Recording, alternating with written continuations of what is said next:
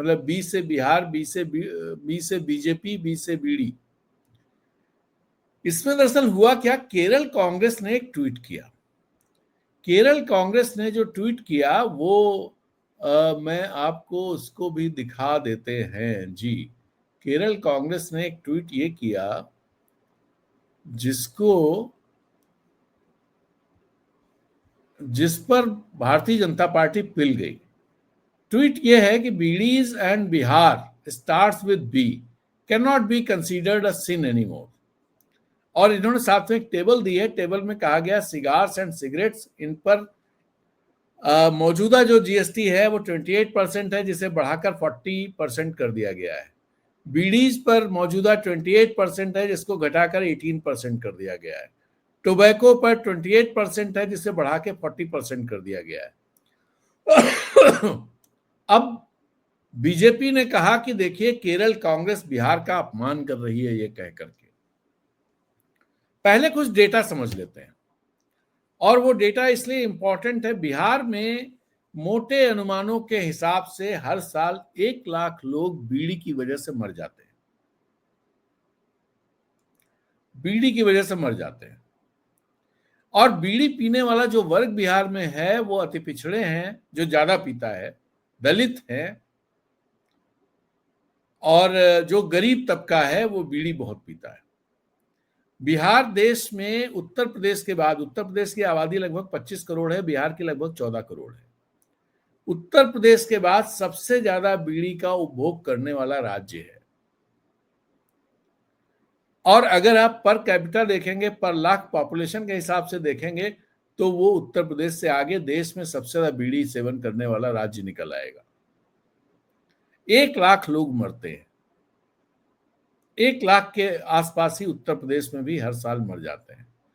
साल में 12 लाख लोग, जो लेटेस्ट डेटा है जो आया है, लैंसेट जर्नल है एक मेडिकल का, उसमें रिपोर्ट हुआ था कि 12 लाख लोग, 10 से 12 लाख लोग हर साल बीड़ी पीने वाले लोग जो हैं उनकी मौत हो जाती है बीड़ी से, जो फेफड़े की बीमारी होती है, जो कैंसर होता है उसकी वजह से। और ये गरीब लोग बीड़ी पीते हैं।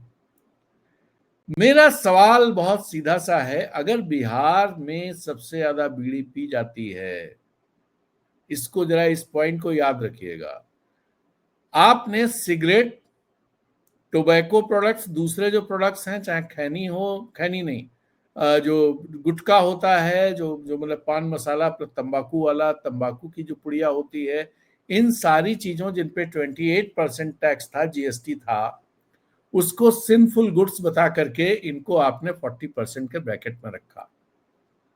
बड़ा सवाल यह है कि आपने बीड़ी को क्यों नहीं रखा? क्या बीड़ी कम खतरनाक है? बीड़ी कम खतरनाक है क्या? और क्या बीड़ी पीने वालों को पर सरकार रहम क्यों दिखा रही है? क्या सरकार उनकी चिंता करती है, उनके परिवारों की चिंता करती है जो लोग बीड़ी पीते हैं? अगर उनके परिवारों की चिंता करती होती तो बीड़ी को भी महंगा करती। बीड़ी में 2 तरह की चीजें हैं। बीड़ी के जो उत्पादक हैं, वो उत्पादक लोग कौन हैं? अगर आप इसको सर्च करेंगे तो इसमें से कुछ लोग आपको भारतीय जनता पार्टी के पदाधिकारी ही नहीं, इलेक्टेड लोग भी मिल जाएंगे, जो बीड़ी मैन्युफैक्चरर है। मध्य प्रदेश में, उत्तर प्रदेश में, दूसरी जगह मुंगेर में भी बनती है, बिहार में। तो एक तो फैक्टर ये है, और दूसरा फैक्टर ये है कि बिहार में चुनाव है। तो प्रधानमंत्री ऐसा कुछ नहीं, गवर्नमेंट ऐसा कुछ नहीं करेगी भले लोगों की जान चली जाए। वो ऐसा कुछ नहीं करने जा रही है, और यहीं से साफ होता है कि कितना वो जनहितैषी ये सरकार है। उसे वो वोट हितैषी सरकार है, उसे वोट चाहिए, उसके लिए भले जहर की पुड़िया बांटनी पड़ जाए, उसको बता देंगे ये बहुत काम की चीज है और खाओ भाई ये लोग।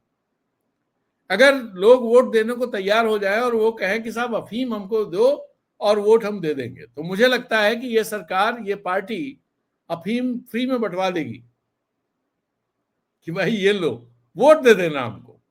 ये बीड़ी वाला वैसा ही है। और भारतीय जनता पार्टी जब मजाक बना रही है केरल कांग्रेस का, मैं कांग्रेस का पक्ष नहीं ले रहा हूं, बट इसमें वो बिहार को क्या समझ रहे हैं?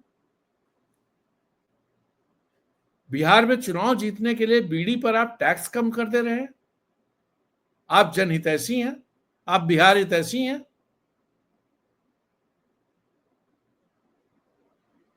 यह है मामला।